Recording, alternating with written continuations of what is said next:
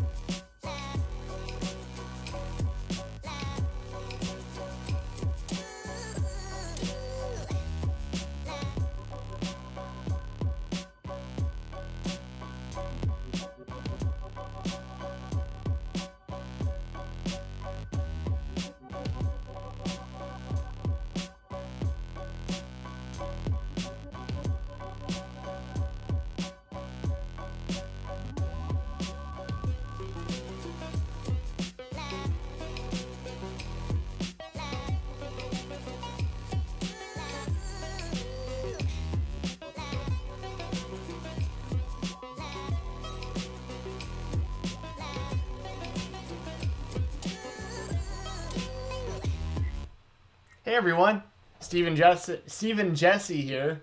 Jensen and Jessi Davin here.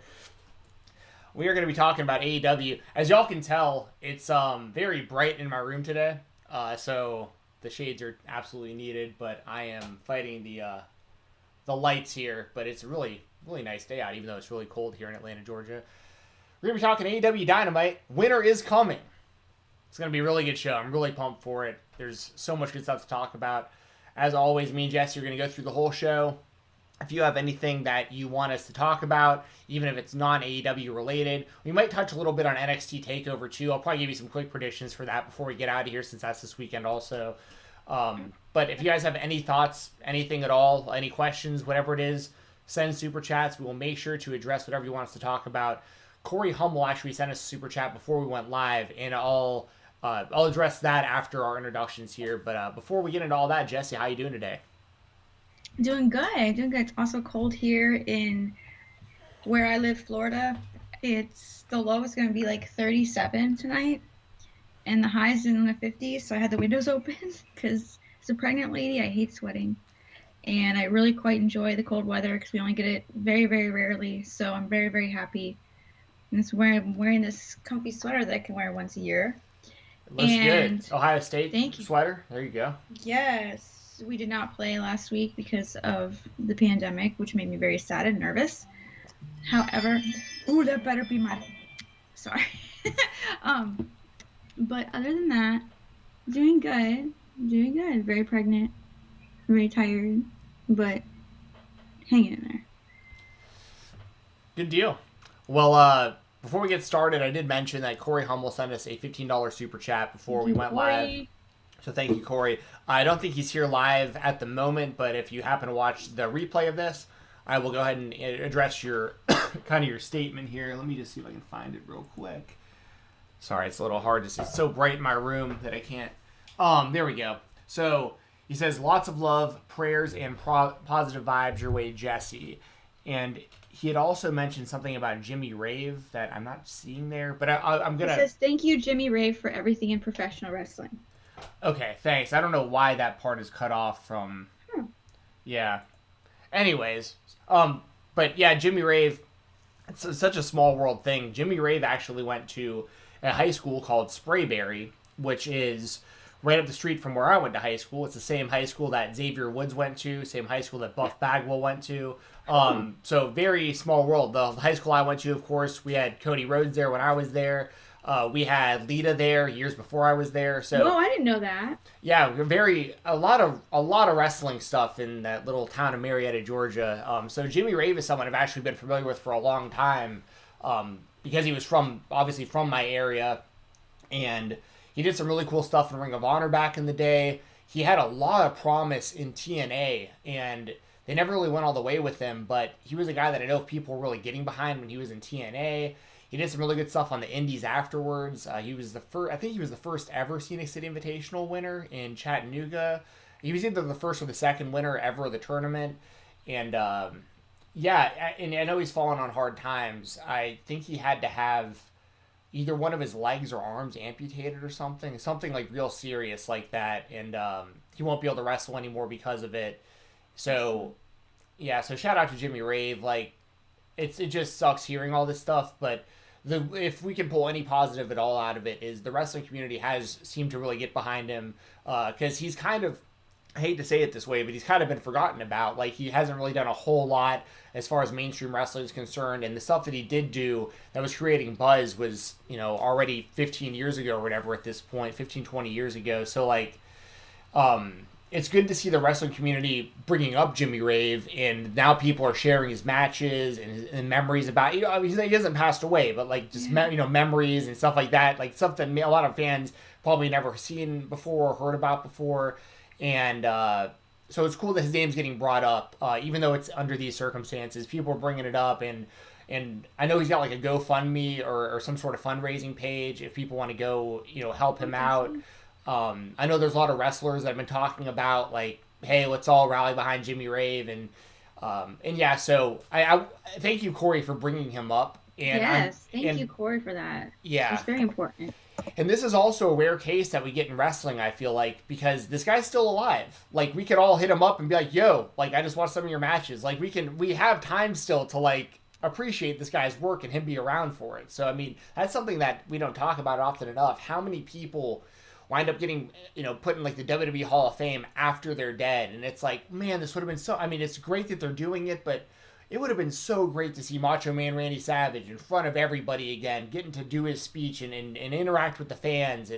And there's been so many others, that it's just like, so hey, yeah, shout out Jimmy Rave. We're thinking about you over here, man. And, yeah, it's just a bummer of a situation, but hopefully he gets through it, and maybe for all we know, maybe this will get him a little more working in wrestling. Like, we don't, like, maybe not as a wrestler, but maybe we start seeing him popping up at shows, doing more signings, getting pictures with fans, like getting more involved again. That'd be really cool. So yeah, wanted to give him a shout out there, and thank you, Jessi. Yeah. She shared the link in the chat if y'all want to help out Jimmy Rave.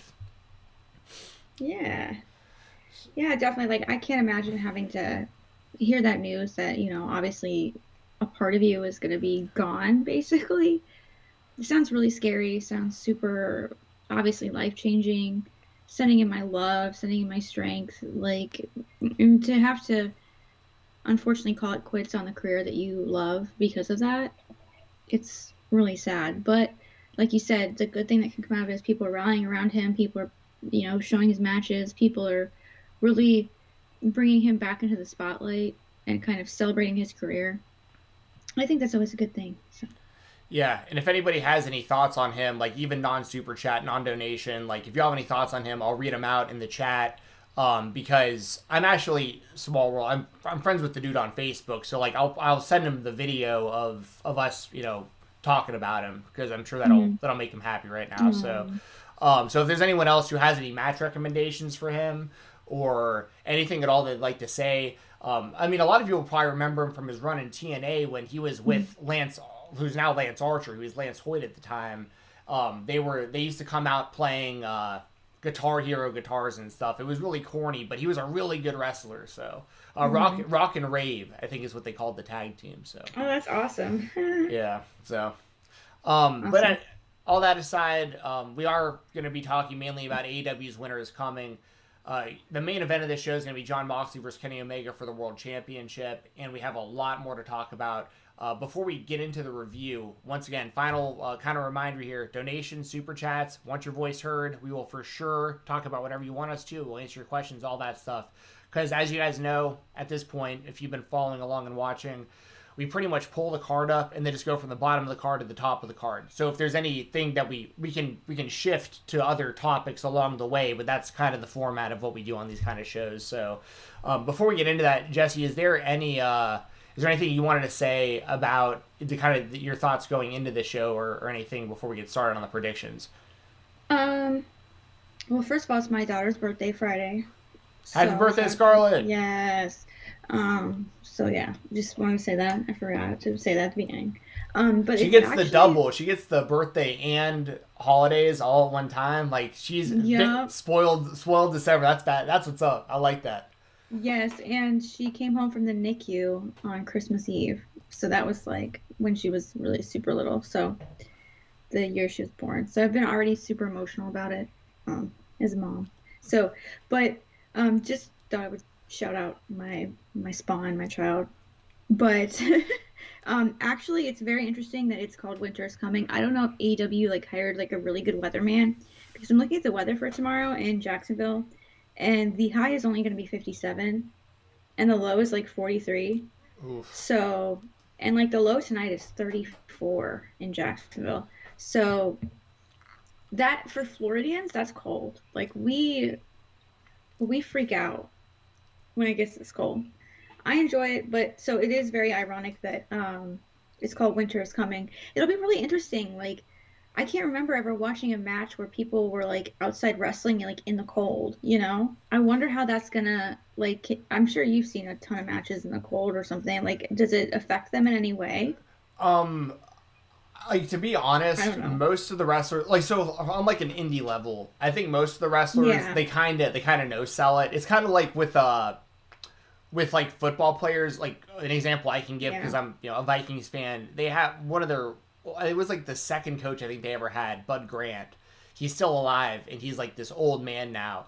And when they do the tribute to Bud Grant and the old coaches in Minnesota outside, in the literal freezing cold weather, he still wears a t-shirt. He totally no sells the weather. You know what I mean? But I do know for WrestleMania, for instance, when they do the outdoor stadiums, they have heaters and stuff built into the ring and the turnbuckles. So I didn't know that. Yeah, so I don't know if that'll be needed. I don't know if that'll be necessary, but I don't know if it'll be necessary either. But AEW can definitely afford it. You know what I mean? If they wanted to put something like that in there, there are ways to keep the ring heated or change the temperature of the surroundings and stuff. But obviously the indie promotions I'm talking about don't have that option. They're just going out wrestling in the cold. And the adrenaline obviously helps a lot. That's a big part of it. You just gotta warm up. Yeah.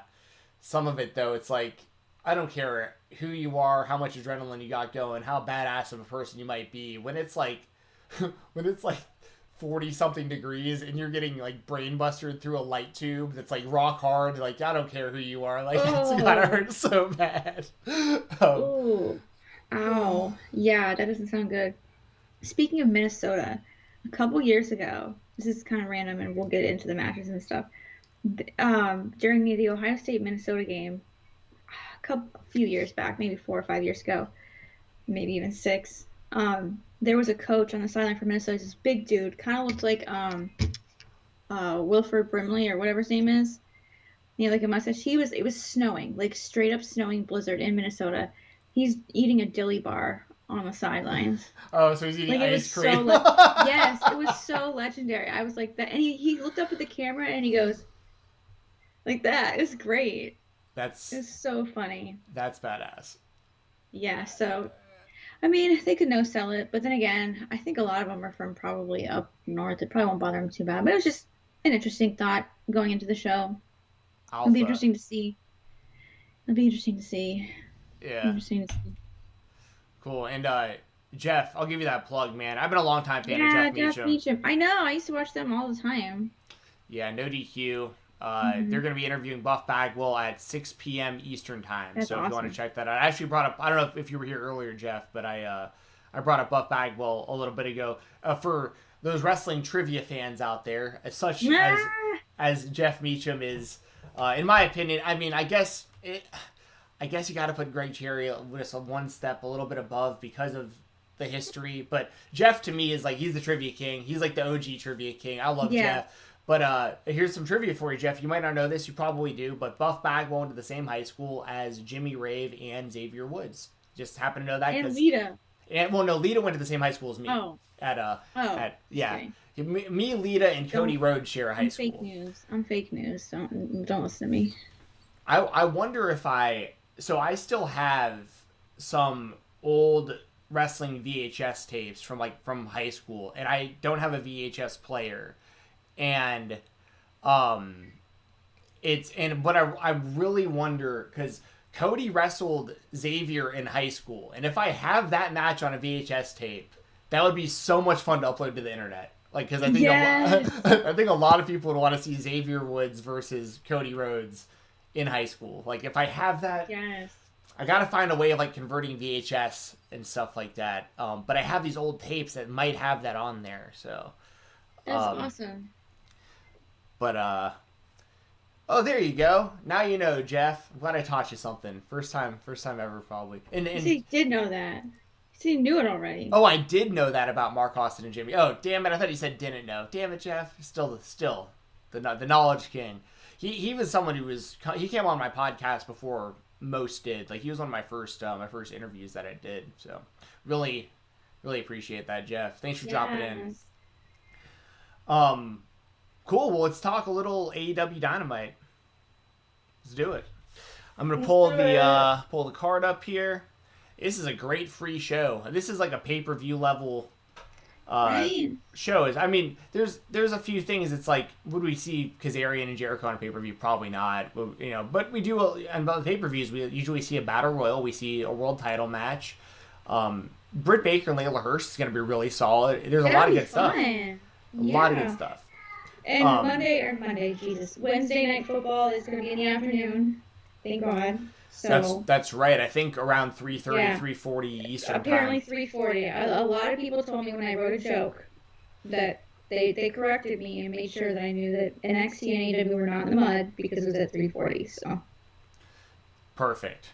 So it should be over with plenty of time to spare before AEW and NXT for those of you who watch both or watch NXT. I like I said at the top of the show, I don't know, Jesse, if you've been following NXT or not, but like before I get out of here, just to put them on the record, I figure before we get out of here, we'll just run through a few predictions for that also, just over a couple minutes, because NXT does deserve. I mean, heck yes, it does. Yeah, but like I'm okay with being openly biased about it. I'm definitely an AEW over anything fan right now. I just am. Yeah, and that's okay. Like, and here's the great thing about it. I think NXT puts on an awesome show, and I watch all the takeovers, no matter what, live. Me so too. Like 100%. Like you just won't catch me watching Raw right now. You won't really catch me watching SmackDown right now. But if you guys like those shows, that's fine with me. It's all pro wrestling. It's all good. That all being said, tomorrow night I am very much looking forward to AEW, and this is gonna be a really good show. Starting off with echo. There's an echo. Someone said. Ooh. Sorry about that, y'all. It's good. I hope it's been fixed. That's my mistake, y'all. I think I fixed it.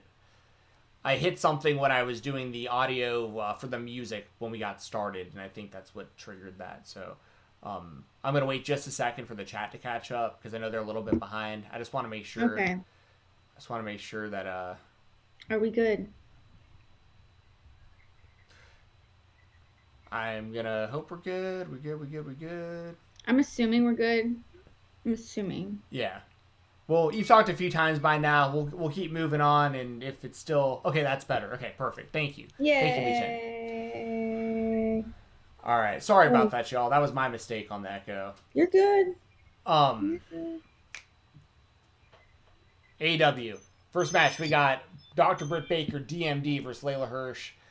This I think will be pretty darn good. I think that Britt Baker is probably I'd say she's probably the woman in AEW that most fans are behind as far as like they want to see her main eventing. They'd like to see her as champion. They'd like the whole kind of division to be revolved around her. And Layla Hirsch, for those of you who might not know, really solid indie wrestler before coming over to AEW. And legitimate, like she's an actual, like she wrestled men like growing up, and she's very, very athletic, very credible too. I like her style of wrestling. I think that she brings something different to the women's division, in a division that I think really needs the help. The AEW women's division. I think we're always talking about, they have good talent, but like things just haven't really clicked in certain ways. And I think Layla Hirsch is a great. I think that she's a great addition to this division. I'm going to say that Dr. Britt Baker gets the win. I think she's just the bigger star. I think that she's probably going to win the title from Sheeta at some point, I would assume probably. But I think this is going to be a really solid match. I think a lot of people are either unaware about Layla Hirsch or they're sleeping on her, and I think this will be a big breakout match for her. Who do you think wins this one, Jessi? I echo literally everything you said. I think Britt Baker's going to win this match. She needs the momentum. Like you said, I think people are sleeping on Layla, and I think it'll be a good match. I hope it is. And like you said, the women's division, they actually have very, very talented wrestlers. It's just been, there's been some like unfortunate things that have happened, like injuries and things like that with Chris Statlander and everything like that. Britt Baker gets hurt, and then Riho can't be over here because of the pandemic, and just a lot of things that just didn't help. But just like, and we've said this all along, just give it time. Just give the women's division time. You can't have like the whole show be women's matches. I'm sorry, even as a woman, like that's just not gonna get you the demos. It's not gonna get you the ratings. Well, and it should just be the best wrestling. I think everyone I don't think that's even like a sexist thing to say. Like it should just be the best wrestling. And like this match deserves to be on the show for sure. Like absolutely, no one's disputing it. You know what I mean? Absolutely.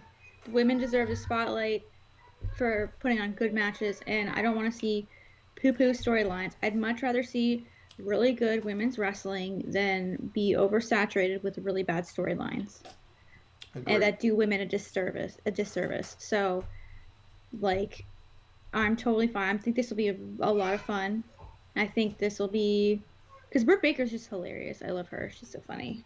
But I think it'll be a good match. I think it'll be fun. Britt Baker gets to win, and we'll see what happens after that. And I mean, yeah, both very good in the ring. I mean, it's just like the characters are there, the in-ring work's going to be there. It's just a good matchup. And Chris Statlander, by the way, looks like she'll be back soon, so I'm looking forward to, because she's someone I was saying for a while. Once again, I reference the indies a lot because that's like where I'm seeing a lot of these people first. And she was someone I was like, oh my god, like, because she was like, she showed so much potential so like early that it was like, when she gets signed, the only downside is she's had a couple performances that I don't think have been great, and part of that's on some of her opponents for those, like, to be completely fair. But when Statlander's on, I've seen her have some incredible matches on the indies, in particular for Beyond Wrestling. If anyone wants to check any of them out, Beyond Wrestling had a lot of great Chris Statlander matches. Moving on, we have, speaking of great, the GOAT, Chris Jericho, taking on Frankie Kazarian in a singles match. Whoa. Jesse, what are your thoughts on this one? Who do you think gets the win? Oh, this is gonna be fun. These two goats, these two legends in the ring. I'm gonna go Chris Jericho just for fun, just for shits and giggles. Yeah, I'm just gonna go Chris Jericho. I think it'll be a lot of fun. Maybe, I don't know, maybe he's hungover and he loses. Well, then again, their Vegas trip was like forever ago, so. But it is Chris Jericho. Like, that dude. It is. He's an actual alcoholic. Like, and I'm okay with it 100%. Like, Yeah. I love Chris Jericho. When I saw him at the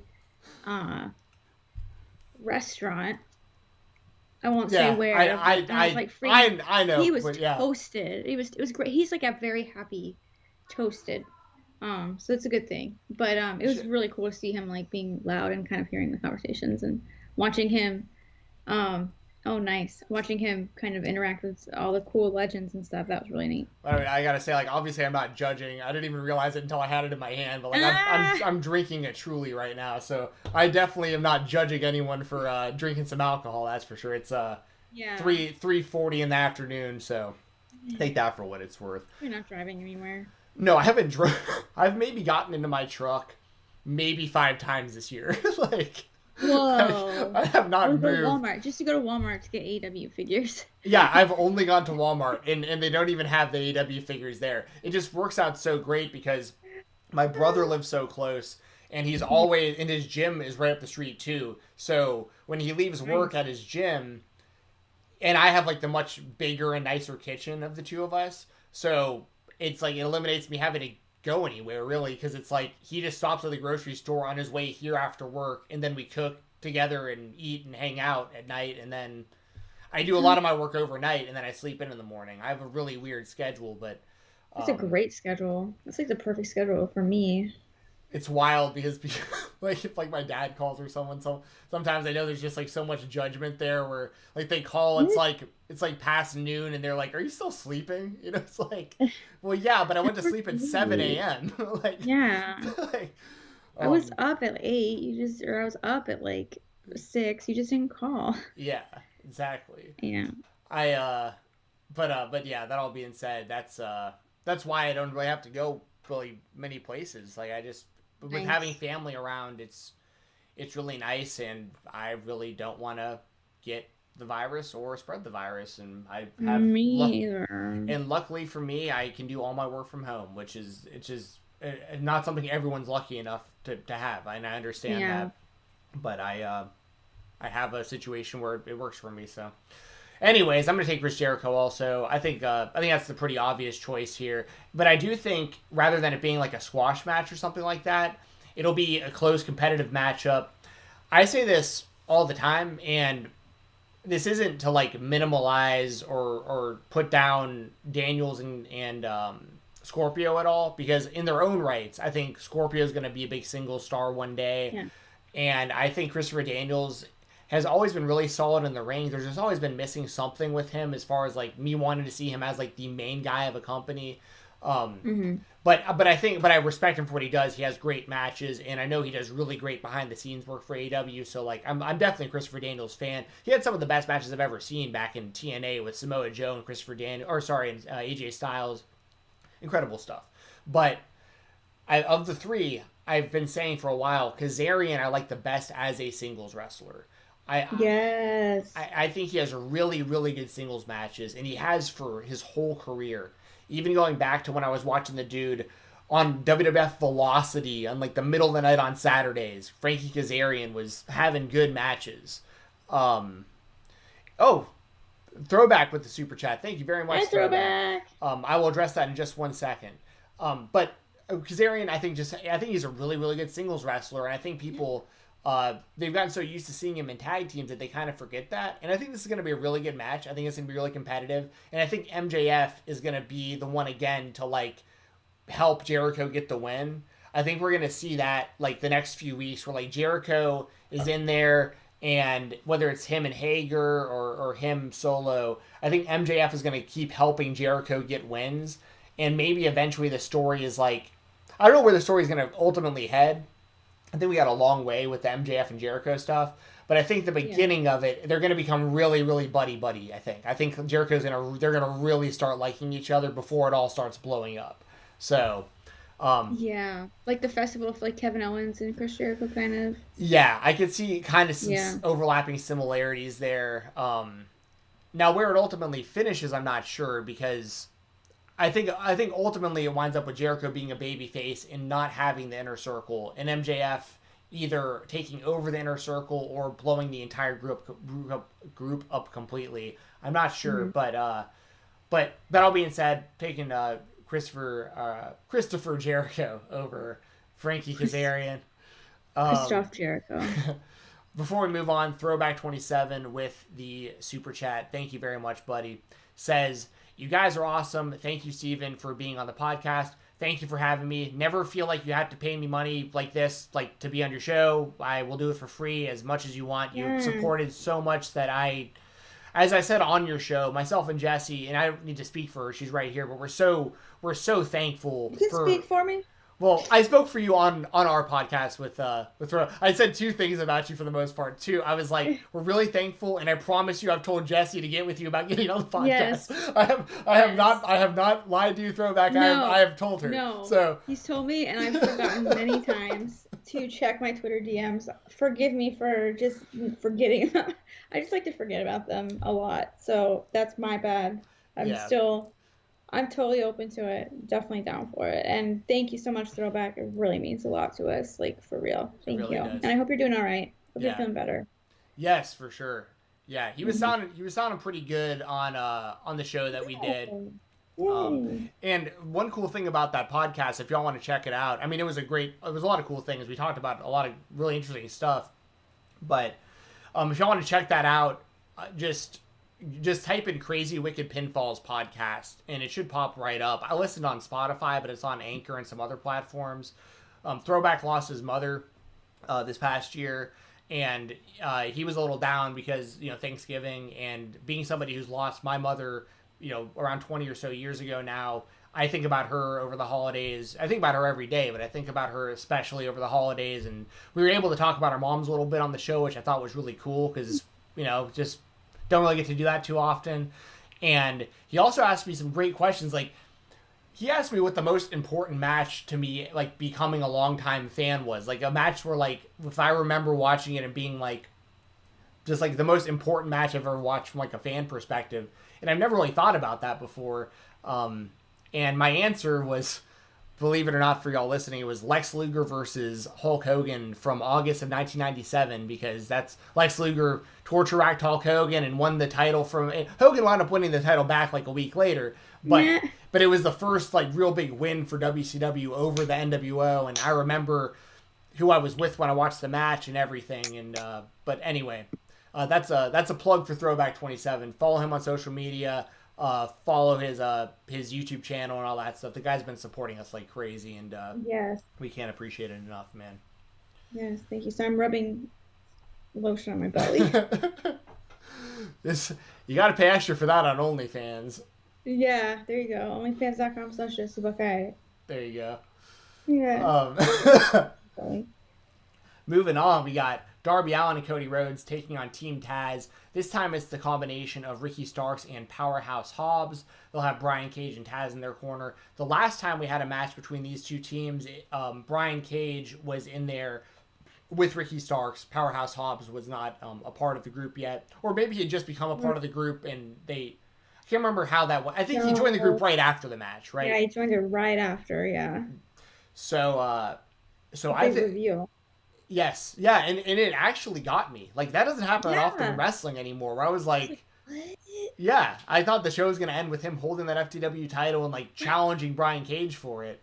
And, yeah, that was good stuff. I think this will be a really good match. I mean, everyone involved is really good. Yes. Just good stuff. I'm going to take... So, Team Taz won the first time. I'm not against them winning again by any means, but it's tough because it is still Darby Allin who's the TNT champion and Cody Rhodes. Exactly. This is a hard one. That's what she said. I'm sitting here going, ooh. Yeah.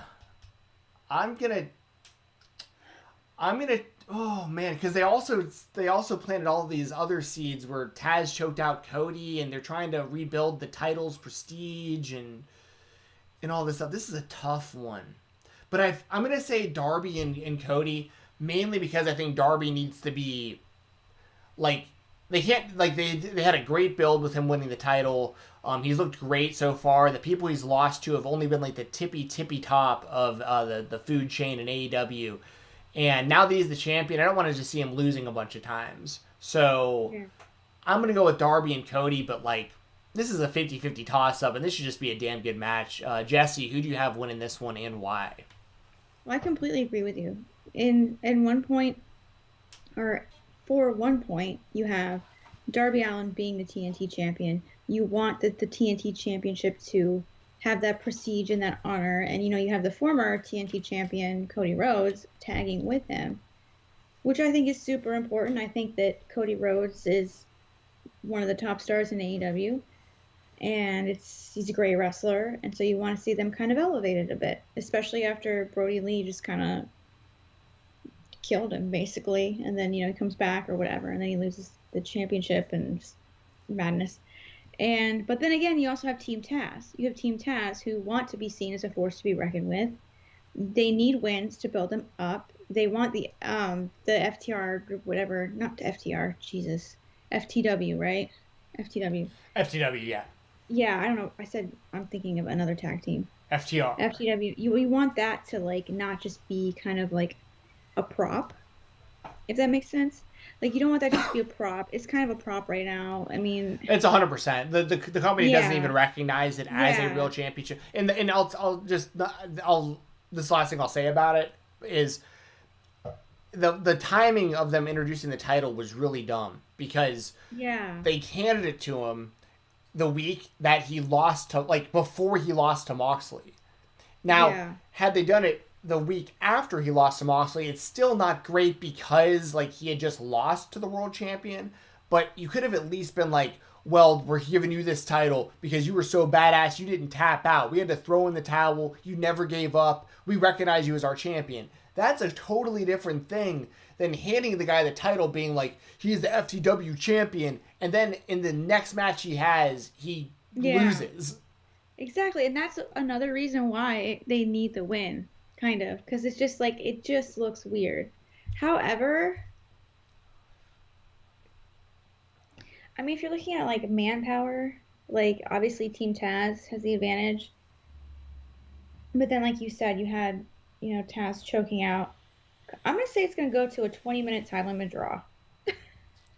That's too much of a cop out because we can say that about any of this. I know. No, you gotta pick a winner. Okay. No, I honestly that's a really good prediction. This match would totally make sense if it went to a time limit draw. But Darby Allin and Cody Rhodes both had a draw together, so. That's okay. Well, that's your official prediction. But if you had to pick a winner, if I had to pick, I would say Team Taz just because they have more people. And Hold on, Cody's got like 30 fucking people in the Nightmare family. That's true. But they're all kind of there. True. They're just kind of chill. They're not, I don't see them as like a force. I understand what you're saying. I get what you're saying. Like, I don't know. Like, Taz choked him out. Like Arn Anderson can only do so much, but like Brian Cage can come in and fuck you up. Like, yes. Yeah. Like, dude is jacked. Like, dude is huge. He's got meat on top of meat. So, like, I'm going to take Team Taz just on sheer beef ability. Yeah, I'm going to take Team Taz if it doesn't go to a draw. Okay.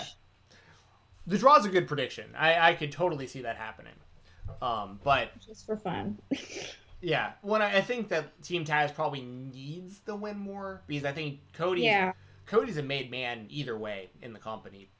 And but the only concern I have is with Darby, because like they did such a good job of getting him to this point. I don't want to see him out there just taking L's now either. So it's a tough one. But I have faith in AEW. Yes. To get it right. I echo that 100%. And the good thing is, and here's the thing with every match on this show, and we say this about every big AEW show, it doesn't matter who wins. Well, it matters because of the stories, but it doesn't matter who wins as far as like everyone. Like, I'm okay with every result. Like, even if Frankie Kazarian beat Chris Jericho, like, I'm not gonna stop watching AEW because of it. I'm not gonna be mad because of it. Like, if it makes sense, it makes sense. Like, I don't like if Team Taz beats Cody and Darby, even though I picked Cody and Darby, like, that's fine. Like, I'm not gonna be mad. Sure. Yeah. Like, if the match is good and the story makes sense, I don't really care who wins or loses. That's the thing. That's a lot of these matches for AEW, like, you can see both sides winning. Like, there's reasoning for both, usually. And if not, it's a clear-cut victor. It's, you know what's going to happen. Like, yes. And Peter Davies, I just want to throw this out there. He makes a good point in the chat. Says they follow through on pretty much anything unless it really isn't working. And I think that's a good spot to live in, because you're right about that. There have been a lot of long-term stories that have played out really well because they took the time to do the stories and the matches and like everything built up. But things that weren't working, like the Nightmare Collective and or even like the Dark Order, they completely shifted what the Dark Order was because fans just hated it. And they're good about that too. I think they have a really good balance of knowing what the fans do and don't want. Well, for most people, I do think they've had some misses. I'll be honest. They have, but for the most part, you know, I think it's been really, really damn good. Moving on, you got the first prediction on this one. This will be a little tougher with it being a battle royal, but we got the Dynamite Diamond Ring on the line. Last year, MJF defeated Adam Hangman Page to win this, to become the first winner of the ring. And since then, it's become a big part of MJF's arsenal. He uses the ring to knock people out in his matches. It's become kind of like a finishing move for him almost, to put that ring on and punch people. I thought they've done a good job with him holding it, but it also not being recognized as like this world championship, like kind of like the FTW title, kind of. But it has its use. Yes, and the ring can be used as a weapon so well too that it's like you'd kind of forget that MJF even had won this ring if he wasn't using it so often. So I think it worked really well for him. In this match, we have Hangman Page, Alex Reynolds, John Silver, Sammy Guevara, Matt Hardy, Isaiah Cassidy, Mark Quinn, Matt Sydal, Scorpio Sky, Sean Spears, Orange Cassidy, Kip Sabian, Miro, Wardlow, and MJF, all involved in this match. Jesse, who do you think walks away with this Dynamite Diamond Ring? Well, here's another thing about AEW. Is I'm going through this list right now and I'm thinking, well, this person could use the ring and make it, you know, funny or good and make it interesting. This person could too. For instance, Adam Page, that would be really good leverage, you know, for him, you know, and his feud with the Elite, basically, like, kind of give him kind of a prestige that he feels like he's lost. Could be really funny. He could sell it for booze or something like that, like shame them even more. Just there's like things going through my head. Alex Reynolds, John Silver, Dark Order, like, just think about it. Dark Order with this ring, with this power, would kind of be interesting. Sammy Guevara with the ring, that would be super duper tension with MJF in the inner circle, because MJF doesn't really like Sammy doesn't really like him. Would be really interesting. Matt Hardy, also very interesting, very interesting. Isaiah Cassidy, Mark Queen, like, that could be interesting. Don't really seem like they don't need it. Like, they just don't with them need being it. a tag team, it wouldn't make a lot of sense. It wouldn't make a lot of sense. Matt Side, Scorpio Sky, he doesn't need it. Sean Spears, super cocky, super arrogant, would help him. Orange Cassidy could totally make it a goof, would be hilarious. But I don't really see him needing it. I don't think I don't want it. No. Kip Sabian or Miro. I think Miro would be a really interesting pick. maybe it could give him this prestige since people want to poo-poo on his run so far in AEW. I'm one of them. Yeah. So, I mean, that could be interesting. They haven't really done much. Could give him something. Wardlow would be an interesting power shift with MJF. Could start the demise of their kind of alliance. Would be super interesting. However, I think MJF keeps it. I think MJF wins somehow and keeps the ring. I just do. I know it's kind of boring, but it would be a really good power heel move for him to just maintain the ring, sneak his way in the victory, hide in a corner somewhere. I don't know. It seems like, or like maybe Wardlow is trying to help him eliminate someone and Wardlow accidentally eliminates MJF. That would be kind of funny. And then Wardlow accidentally wins or something. Like, I don't know. I'm going to say MJF keeps it. Yeah, I think the winner's going to either be MJF or Wardlow. I think it's going to be one of the two of them. And if I had to, like, make a guess on how, like, what I think could happen, I think what would be really interesting is some sort of scenario like that where MJF is kind of not really involved in a whole lot and Wardlow's just, like, going on a tear. And it comes down to Wardlow and MJF as the last two, and MJF makes him eliminate himself. Like, MJF's like, all right, like, it's down to me and you. Go ahead and put yourself over the top rope. And he goes and eliminates himself, and that's how MJF keeps it, was Wardlow having to eliminate himself. Or another scenario where Wardlow just wins the match, and then that creates an interesting dynamic with MJF going forward, where MJF would, like, want him to give him the ring back, and Wardlow could, like, be like, well, I won this, and that kind of starts them breaking up and stuff. So, because I do think Wardlow's going to be a really good babyface main event level guy. Yeah, shows a lot of promise. So I don't know how long it'll be till then, or how exactly we get there, but I can see seeds being planted even more so throughout this match. Agreed. And like I said, you know, what's interesting is, so you think MJF's going to win it? He's going to make Wardlow sacrifice himself? I'm going to take MJF to keep it. Okay. Yeah, I'm going to go with the same prediction, but it's one of those things, like, out of the 20 or so people that'll be involved in this, I really think it'll either be MJF or Wardlow. I think that this story with MJF and this ring is not over yet. Let's put it that way. Yeah.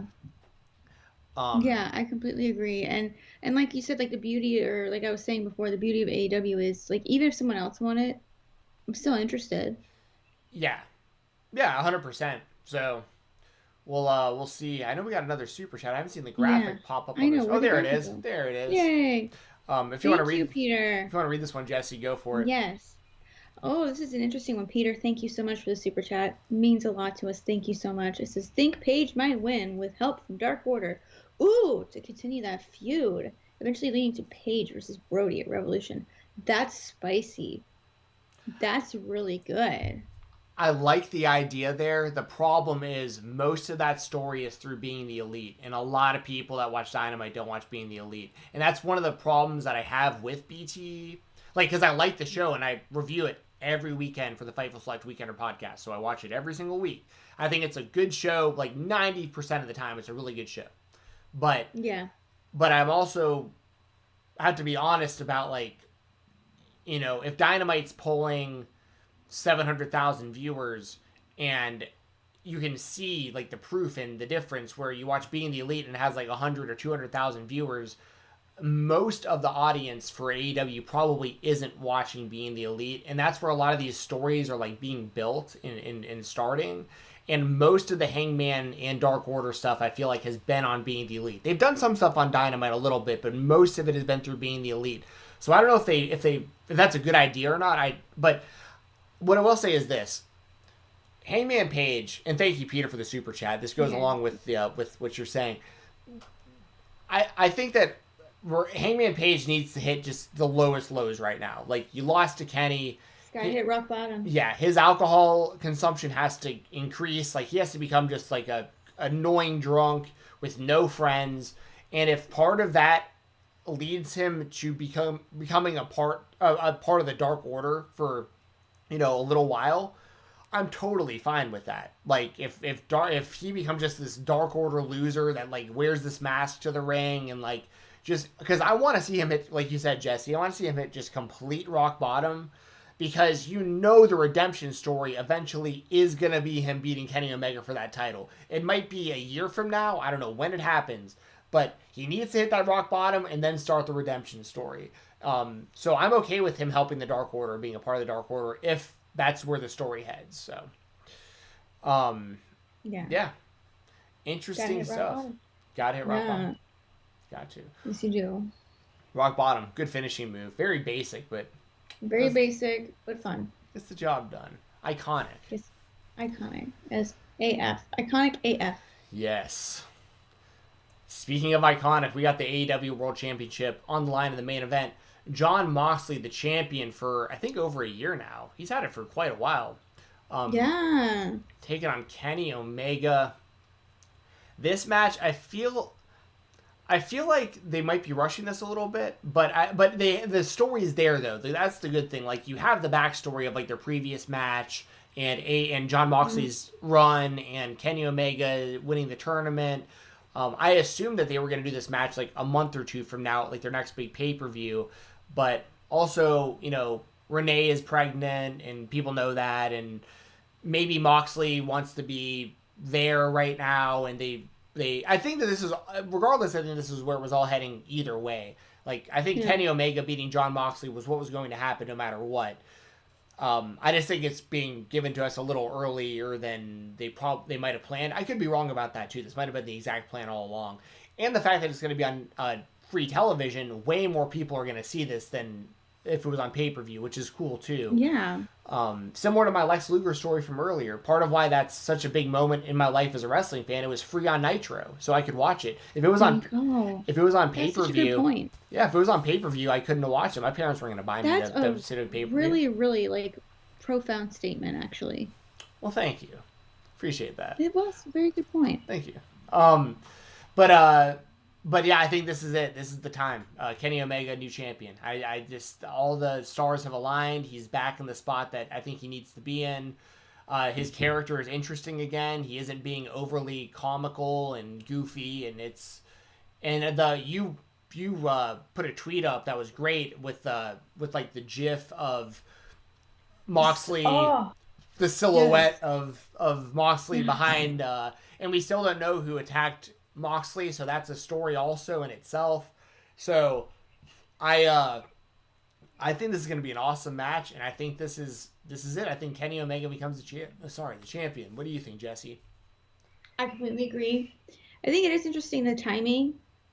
I think that is really interesting. With Renee being pregnant, I don't know how far along she is. I don't know if they like rush things because of it. That could be it. I mean, obviously it's pure speculation. Maybe this, like you said, this has been the plan the whole time. And like you said, it's really important to realize that, some of these big matches that change people's lives happen because they're free on television. Not everyone's going to, unless you're like a wrestling fan, you're not dishing out the money, especially $50 for an AEW pay-per-view. You're just not.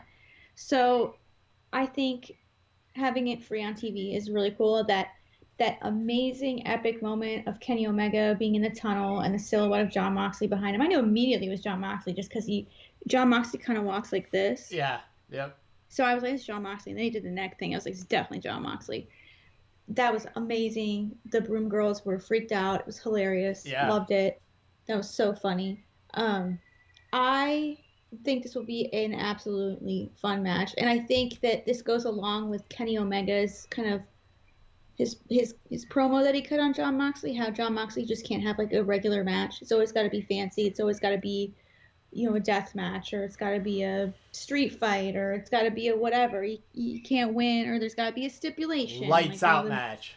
Yeah, and it's like you can't just win. But then again, he did win it all out, except there was kind of a stip where you couldn't use the paradigm shift, so you get creative. He's had some straight up just title defenses, but I get the story here where Omega's trying to force Moxley into a straight up wrestling match. Yeah, and his dad could beat the shit out of his dad, which was hilarious, by the way. That was so funny. I What if their agree. dads get involved? That would be so funny. Well, I mean, I don't necessarily want I to would see die. that. I don't really either, just for AEW's sake, but that would be so dad fight. Oh my Yeah, god. it just seems Like, way too WWE for me. I feel like the Miz's This dad and all is that, dad. like that Oh my god. was enough. Oh man, but that would be so funny. Dad fight. Bless that dude's dad. The Miz's dad. Dude, everyone says my dad looks like the Miz's dad. Well, it's not even the looks I'm laughing at. It's the, which is funny. I'd like to see your dad because I would like to see this now. But Yeah. It's like, but it's from Ohio too. it's so funny when you listen to his dad talk because like, I don't know if it's like a gimmick or what, but his dad seems to like just not really think that that is that cool. Like I think that I know his dad just does not care. That is such like an Ohio dad. Like, I swear to God, it's just so funny. Just like, I swear there's an Ohio. I'm trying to look for a picture of my dad to send you. Okay, awesome. But yeah, I swear to God, Ohio dads are like, whatever. If it's not football, I don't care. Right. Yeah. But anyways, I do pick Kenny Omega to win. I do think, even though I know a lot of people are saying, especially like in the chat. By the way, chat's been awesome today. Hey Yeah. Dylan, what's up? Dylan. Yes, Dylan. Even though he's not going to be at, what is it, Wrestle Kingdom? That's in January. Oh, I can't wait for that. He's not going to be there. That's fine. I still think it's Kenny Omega's time. He says, "Hey guys, thank you, Dylan, for the super chat. Thank you so much. You're awesome." Oh, where'd it go? It's spirit. Hey guys, Omega's winning the title. That's it. LOL. Yeah, totally. It's his time. I think where Moxley goes, but maybe he's just gonna go be a dad or be a baby daddy for a while. Not Yeah. too sure. I think that what we're gonna get is Kenny winning, and then either Moxley getting completely beat down by whoever attacked him, or that'll be his next feud. Whoever attacked him will be what he does next. Now, here's the other thing too: Moxley could retain. Like I could see him still. Yeah, I don't think it's like a complete foregone conclusion that Kenny Omega's for sure gonna win this. I think it's the most likely scenario. But, I mean, that's another great thing right here. Like, Jon Moxley's been a fucking great AEW champion. So, Yes, he has.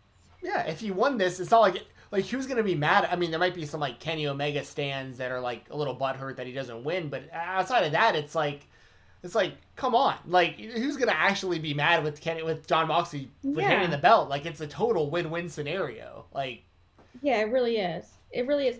And, like, the thing I like about Jon Moxley's championship reign, if it is coming to an end, is that he's been like a no BS champion. Like, he's been just like what you want a champion to be. It's not like, ooh, I'm gonna sneak a win. Ooh, I'm gonna like not defend it. He's been like, yeah, all right, I'll defend it. Okay, cool, whatever, let's do it. He's defended it. He's been tough. He's been what you want a champion to be. And it's a big shoes to fill. And I think Kenny Omega's the guy to do it. And it's Kenny Omega's time. I mean, he's Kenny freaking Omega. It's time. yeah, people can't forget that a big reason this company started in the first place was Kenny Omega. Only reason I got into it was Kenny Omega, because that's where he went. So that's huge right there. And you're not alone. Yeah. There's a lot of people that, you know, were watching Omega in New Japan or even like Ring of Honor years ago and then watched like his whole rise and to the Bullet Club and all that stuff and the buzz that he created on the indies. It's really spectacular what they've been able to do in this last year. It's amazing that they were able to even start this company and a big portion of it. I mean, because that's another thing, just word of mouth. I think there's a lot of people, and this isn't me talking down on the people who didn't watch it. It's whatever, but like, I think there's a lot of people that tuned into AEW because they found out Kenny Omega was on it, and they'd never even seen him wrestle for New Japan. They just heard that his matches with Okada were just legendary. Yes. And when you can get people to tune in just based off of reputation like that, that's the thing why I think that Kenny needs this win this weekend, the more than Moxley does, tomorrow more than Moxley does, because over the last year, Kenny's kind of been. I mean, the tag team with Heyman was fantastic, but Yeah, so fun. but he wasn't looked at as like the main guy, like the world champion, the reason people started watching AEW, and so like he was just really, really good, obviously very relevant in the company, but not the guy that we knew from New Japan yet. And now he's kind of coming into that a little bit, and I feel like there's a point to that. Yes, and they're gonna need it. Like if Moxley actually is gonna take some time off, they need guys like Omega to. I don't want to say step up because Omega's always been there. Like when you at the end of the day, his talent has never disappeared or waned. It's just the booking and the stories and everything that's gotten to this point. But this is I say step up in the fact that like it's going to be all about you now. Like if you're the champion, it's like you're the focus of the show, and I think Kenny is more than capable of carrying the company. I'm somebody who's very critical of Kenny as a character. Like I think he up until recently he was way too goofy and silly. Way too much of the finger bangs and the finger bang bang into bang, my bang. life. Girl, you like to finger bang and it's alright. Right. Finger bang. Bang bang. Oh man. That's for all the old school South Park fans right there. Yes, that's a deep cut, man. That's the best though. They actually referenced that song in Talking Shop Mania too in the main event.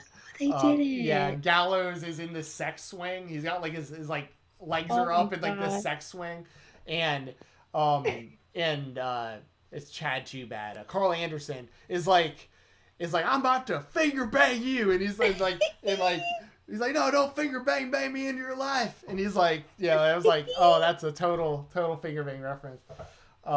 Shout out to Talking Shop Mania too. WWE fans are gonna hate that I say this, but I was more entertained by Talking Shop Mania 2 than anything I've watched on Raw all year. I need to watch it. Yeah. I need to watch it. And Talking Shop Mania is obviously a complete joke of a show, but like but at least it's very self-aware. It's self-aware humor. Yeah, they're literally That's what makes it great. Throughout the matches. They're like, don't watch it. Yeah.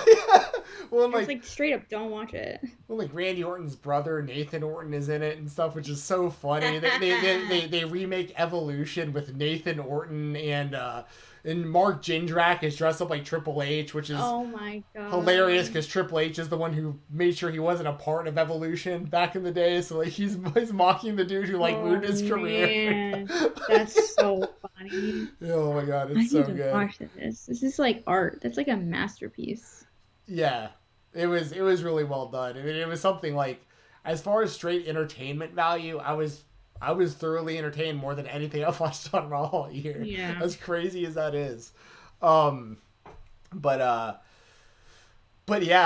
sorry, but Kenny Omega with the finger bangs and the facial expressions, he's just a little too over the top for me sometimes. But if he can kind of calibrate that, and he has been lately and I'm glad you brought it up because I had forgotten.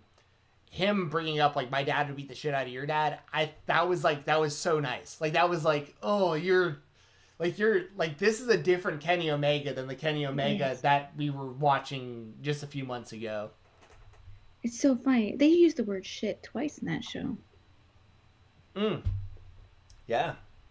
I remember when South Park did that for like the first time on Network they said TV. Shit like 5,000 times. Yeah. They had the shit counter on the bottom. Yeah. Yes. Classic. Well, that's gonna do it for AEW. Winter is coming. Quickly, we're gonna just go through some picks for NXT Takeover because that is this weekend, and I don't want to totally exclude NXT. There's a lot of awesome talent there. This is gonna be a great show, and I'll definitely be watching live. Before I get into this, just another quick reminder: Super Chats and donations. The donation link is in the description. Super Chats through YouTube. Anything y'all send, doesn't matter the amount. When we're going through these predictions, or if there's anything non-NXT you want us to talk about, anything that has to do with football, mixed martial arts, pro wrestling, anything like that, feel free, as we go through these predictions, to if you want your voice heard, questions answered, all that stuff, Super Chats, we guarantee that we will do that for you.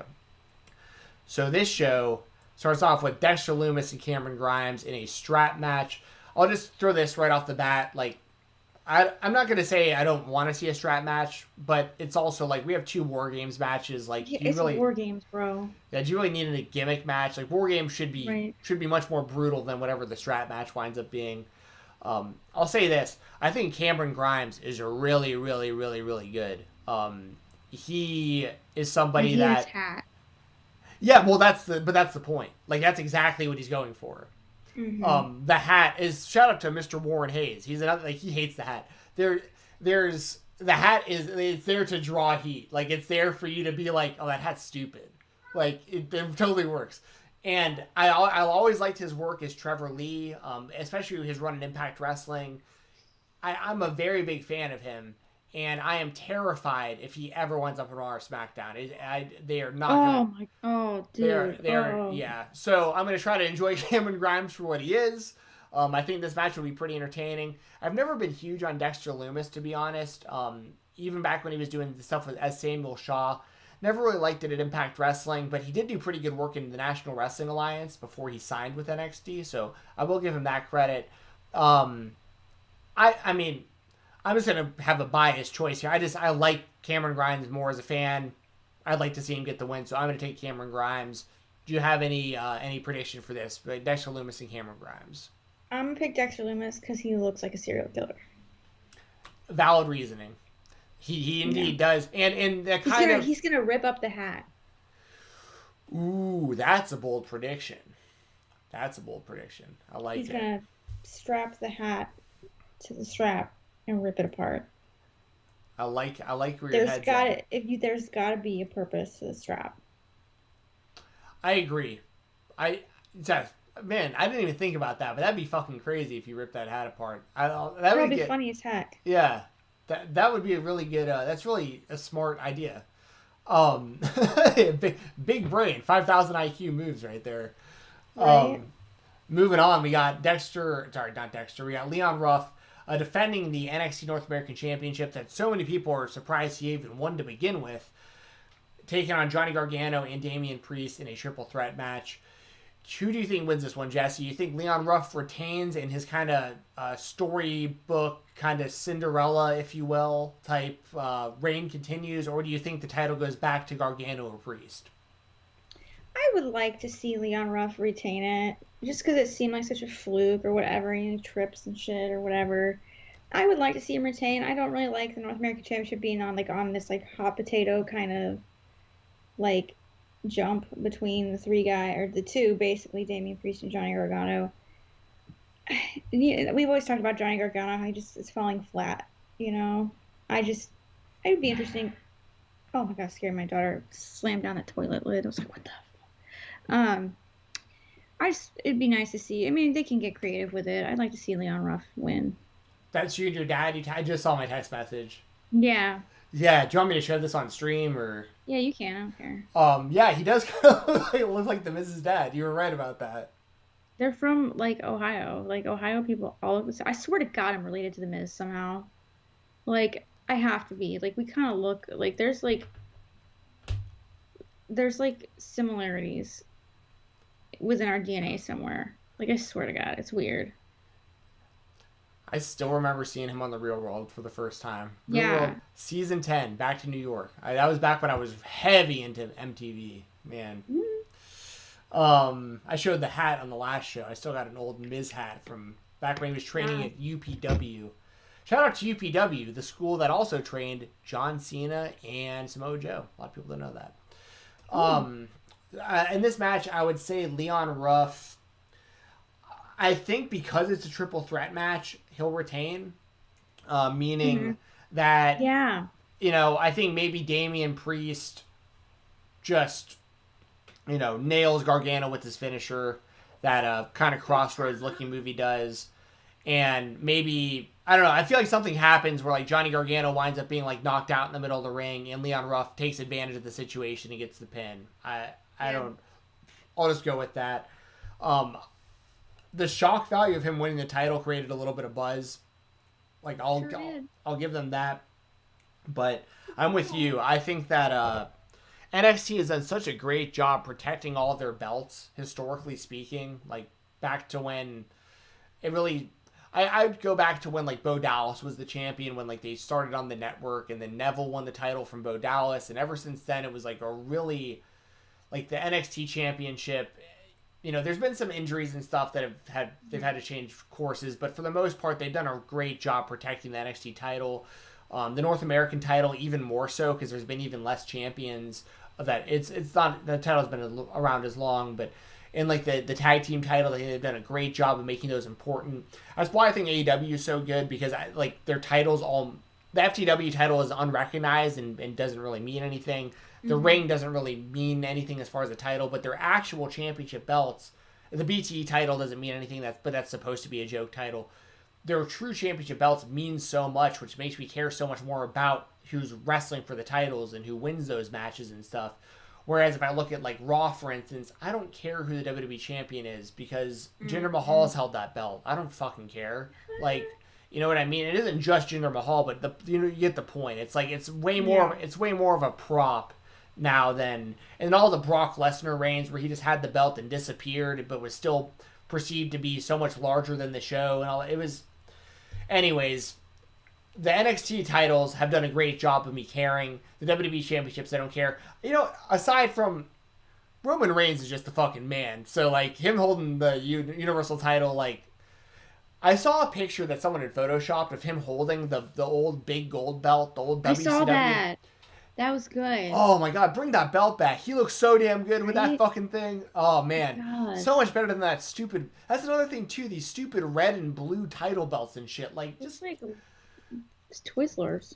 Yeah, it does. Yeah, Twizzlers Poland peels. Oh my God, we have some of those. Are so good. Those are the superior Twizzler, by the way. I actually prefer the more licorice kind, but my brother prefers the Poland peels. I mean, we had this debate like a month ago. So funny. But I like them both. But the point being, NXT has done such a better job, in my opinion, of keeping this prestige level there of their championships. My daughter's screaming for me, so you just go ahead and give predictions. Yeah, I gotcha. And I'll keep an eye on the chat here. Let me know what y'all's predictions are too. I'm going to try to keep up with this here. Let's see what we got.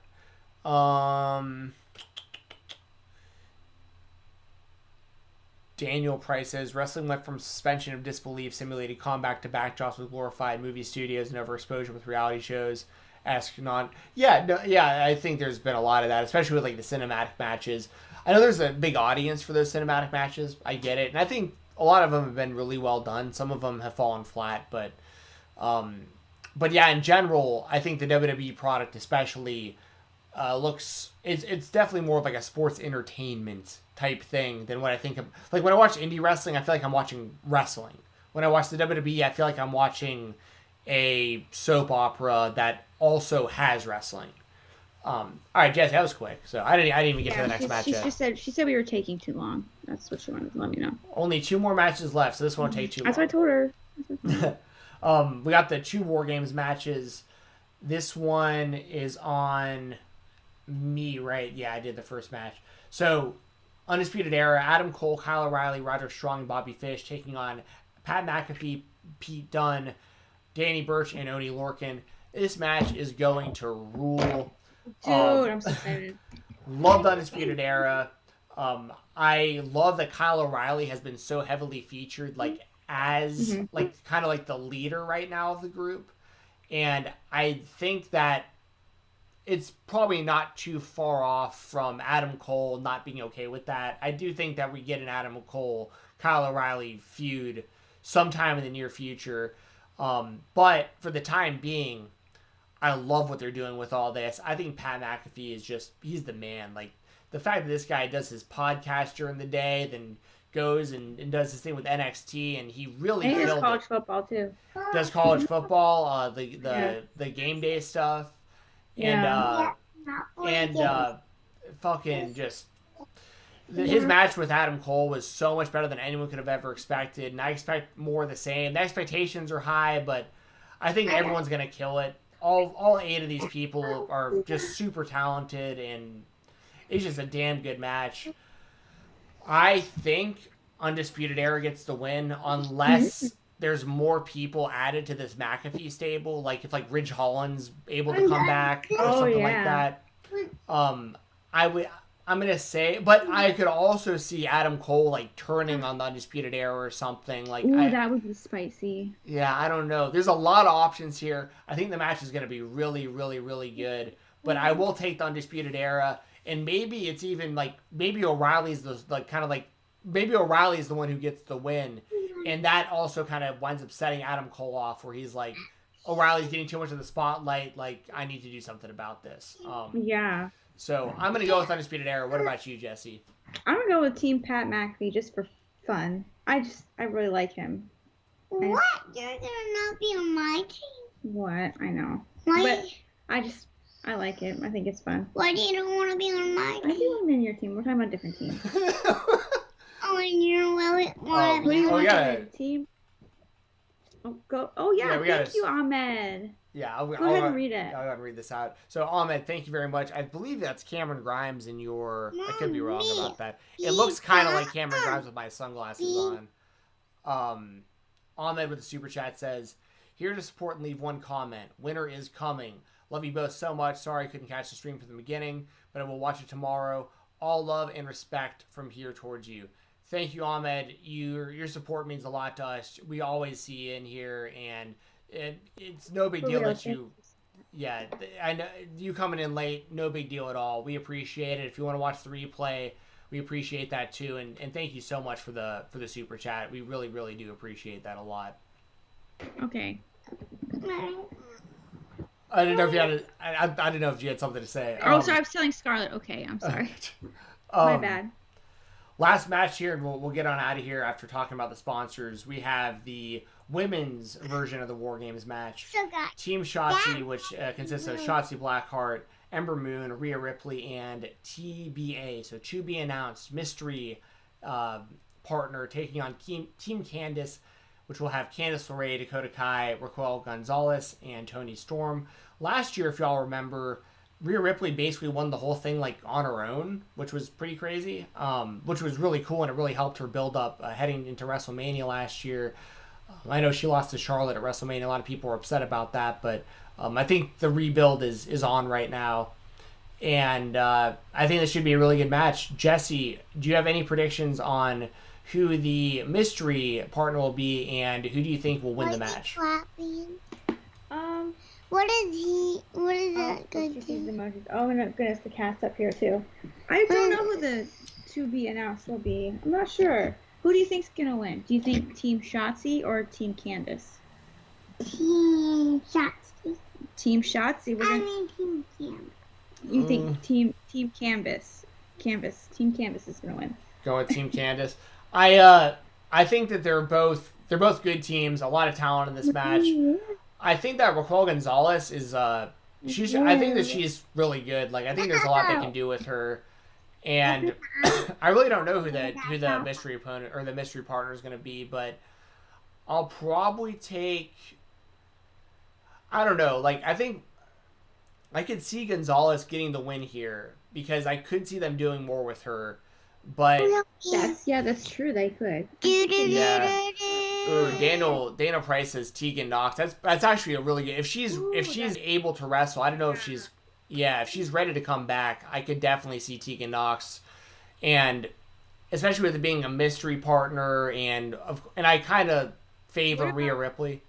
What about Toni Storm? She's in the match on Team Candice. Oh, she is. Oh, never mind. So. Yeah, I'll. Sorry, I just read her name and I was like, wait, what about her? Yeah, I'm gonna take Team Shotzi. I like all styles, by the way. But yeah, that's pretty much it. I'm taking Team Shotzi, and but if Team Candice wins, I think it'd be smart to have Raquel Gonzalez get the win there. Just my personal opinion, but Team Shotzi, they're gonna have a mystery partner. They got Rhea Ripley on their team. What if it's Scarlett? What? Scarlett Bordeaux. Yeah. Which Scarlett? That'd be interesting. Which I don't know. Scarlett? Has she been wrestling at all Scarlett? lately? No, but I know she does wrestle. She can. Yeah. I don't think she's been featured. I mean, that'd be interesting. Oh, Scarlett Bordeaux, you've been officially invited to Scarlett's birthday. There you go. Double Scarlets. Io Shirai. Someone has a Nathan Tong says Io Shirai. Maybe, yeah, because she's not even on this show. Oh yeah, what? And she's still the women's champion, not even on this thing. So maybe her. I think that's a good prediction. Charlotte Flair, maybe.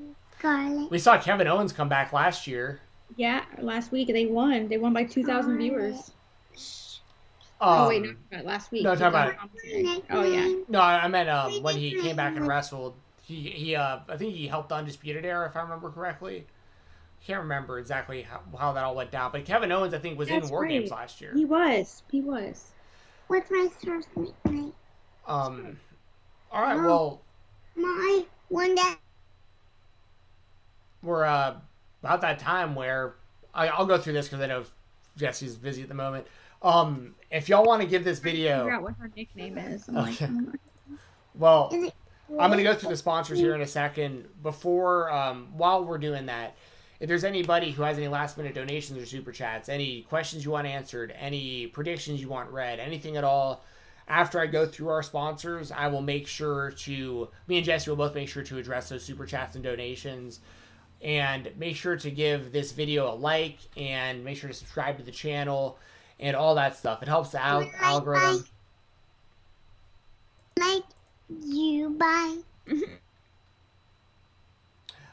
So yeah, all that stuff helps the algorithm. If you do that, it helps people find the podcast easier, and all that good stuff. So I'm just getting the sponsors pulled up right now. Music City Toys and Collectibles. Trying to get this up on my screen so that people. Yes, please do. And thank you so much to the people that have given us super chats today. Like, it really means a lot to us. And thank you so much to the chat. Some good debate in there, some healthy debate. No name. And don't forget to subscribe, YouTube, okay? Yeah, subscribe. Bye, you. Let him go. We're not letting him go, but we subscribe and give the video a thumbs up because we like to have like-minded people in chat. And also, the comments are turned off whenever we upload these for some reason. So I have to go in and like manually turn back on the comments. So if you want to comment on it later. Calling. So if you ever want to like comment on the video and you can't, just give it a minute. I'm bored. I know you're bored, honey. But so yeah, I'm working on that. Sweet. Thanks to the sponsors, starting with Music City Toys and Collectibles. They have just incredible stuff. Magazines, DVDs, autographs, action figures, everything. They're nice people. They'll give you fair business. They're doing mystery boxes right now, and I know the theme is the 1990s. Let's get this pulled up here. So, best of the 90s mystery boxes. Each box is only $30, and you're guaranteed to get a whole bunch of cool stuff from the Attitude Era, Monday Night Wars, ECW, all that kind of stuff. So check it out. They got a lot of really good stuff going on over there. They do live sales on their YouTube channel. They do stuff where they post items and you can claim them in the comments. And I can't stress it enough. Nice people, fair business. Check them out. Follow them on all social media at Music City Toys and Collectibles. Shout out to WrestleRumble.com, the place to be for all wrestling contests for pro wrestling. You can win a lot of money and prizes. Right now, they are doing a 20 mini belts giveaway. The entries are only $1. So for $1, you can literally win 20 mini belts. And these mini belts are badass. They're like, I think they're like a foot long, and they look just like the real title belts. And they use really nice materials on them. So neat. Yeah, really cool. Really displayable. If you have like a little office or any kind of wrestling display. Yeah. Really cool. So yeah, for only $1, you can jump in on that. They're going to be reading the winners. The winner for that. One person's going to get all 20 of the belts. That's going to be read off on Solid Monsters YouTube live stream right after the War Games pay-per-view or special event, whatever you call it. So yeah, do that. Throw $1 in there. See if you can win 20 mystery belts or 20 mini belts. Really, really cool stuff. And last but not least, we have my brother, Brian Jensen. Make sure to shoot him a follow on Instagram at BoxingATL. That's BoxingATL. Oh, and also, sorry, for WrestleRumble.com, make sure to follow them on all social media at WrestleRumble. My brother is at BoxingATL, BoxingATL. He is a part owner of Steel Boxing and Athletics, and he works with multiple Parkinson's foundations. He can help you reach your goals. If you're looking to lose weight, get in better shape, learn some self-defense, if you want to be an amateur or pro level boxer, if you do mixed martial arts, if you have Parkinson's, if you have any kind of neurological issue whatsoever, if you just want to do stretches in the morning and just feel better just in general, just have less pain and feel better physically, Brian can help you with all that stuff. He can meet you in person in the Atlanta, Georgia area. You can come to his gym. He can meet you in a park. He can meet you at your business. He can meet you at your home. Literally whatever is the most convenient for you, he can do to help you do what you're looking to do. If you're anywhere else in the world, he'll help you on Skype, Zoom calls, that kind of stuff. He does videos. Like, there's been stuff where, like, he's recorded videos that I use myself where, like, when I wake up, I do some stretches. I have put them up on my screen, and it's pre-recorded, and I do my stretches and just makes you feel a little bit better during the day. So, a wide range of things he can help you with. Good dude. Boxing ATL. That's the best way to get in touch with him. Just hit him up on Instagram. Just shoot him a message. That's where he gets most of his business from, as crazy as it is. People hitting him up on Instagram and him working stuff out with people. So, just like with all of our sponsors, if you tell them that me and Jesse sent you their way, I promise you get some really, really good deals. So, hit up Brian Jensen. Check out WrestleRumble.com and buy your wrestling memorabilia from Music City Toys and Collectibles. You can follow me on Twitter at FightTalk _FIGHT TALK _. Should have a video coming out really soon for all things MMA that I've edited, and then another one coming out not too far after that I wrote. So a lot of that kind of stuff. Make sure to subscribe to the podcast feed right here, Fight Talk Podcast. I upload all of me and Jesse's stuff there. I upload all of my MMA shows I do every Monday with my buddy Mose. I upload... I've got an interview coming up with Kyle Peterson, who is known as the Larry Bird of wrestling figure collecting. There's Brian Myers and Matt Cardona and Kyle Peterson, all right there as the top wrestling collectors, in my opinion. Jimmy Van's up there as well from Fightful. He's got a sick collection. But these are my top guys as a collector myself. I'll be having Kyle Peterson on my show this Friday. If you want to listen to us talk about action figures, we're going to mainly probably talk the AEW Jazzware figures. And I have other wrestling interviews, MMA interviews, and all that stuff right here on the Fight Talk podcast feed. If you can subscribe or follow whatever platform you're listening on, and in 5-star reviews help out the same way as YouTube with the thumbs up. The reviews and the comments help people find the podcast and just help out a little bit here and there. So if you'd like to do that, please do. And as always, the Fightful Select Weekender podcast, I record that every Sunday, talking Ring of Honor, independent wrestling, Impact Wrestling, 205 Live, NXT UK, UWN, Being the Elite, a whole bunch of stuff. And that's at Fightful.com as a part of their Patreon service, the Fightful Select Weekender podcast. But everything I do, I try to keep updated on my Twitter at FightTalk_. Jesse, what do you got going on? What? So sorry, we're eating cake, imaginary cake, pretend cake. So obviously the best place to find me, other than on this beautiful YouTube channel, which you should subscribe to, Scarlett, is on Twitter. And if you want to see more of me, if you want to actually like talk with me like in the DMs and stuff, the best place to do that is on OnlyFans, onlyfans.com/Jessie the Buckeye. It's the best way to support Scarlett the Buckeye, that's right. Oh, yeah. But Jessie All me and all not you. Okay. All right. OnlyFans.com/Jessie the Buckeye. No, only It's the best way. No, only Scarlet Buckeye. You are Scarlet Buckeye, that's right. It's the best way to support me and my family and to help us out. And my daughter. Yeah, and you. And Macy. And Macy. And baby sister. And your baby sister, that's right. So it does help me out and helps us out, and so does subscribing to And it helps me out and Macy out and me. Yes, and subscribing to the YouTube channel really does help. We are getting there. We're over 11,000 now. We're gonna be doing a giveaway soon, so please tune in for that. Keep tuning in. We're hashing out the final details here, getting everything. Are you Wendy? Almost. And so yeah, so please, if you do like this video, that helps us out, share it with your friends. If you want to subscribe to my OnlyFans, please do. Or if you want to say, share it with your family, or you can share it with my videos and everybody else when we finish it. And your videos begin to Take over. Jeez. and more. All right, well that'll do it. Yeah. We'll probably be back. I don't know if we are free later this week or if we're gonna shoot for Tuesday. We usually shoot for Tuesdays. We might do like a Thursday or something, depending on what goes down on the show on Wednesday. Thursday. I'll talk to you about it. Okay. Or Friday Cool. or Saturday. Yeah, definitely subscribe and make sure you're following both of us on social media and you're subscribed, like Charlotte's saying, to the YouTube channel, because then you'll know when we're going live. Sometimes we do random days and times, but we'll try to keep you updated as fast as we can on Twitter, and if you're subscribed, you get that notification. So until next time, enjoy AEW tomorrow night, enjoy NXT, enjoy NXT TakeOver this Saturday, and we will be back. We might be back before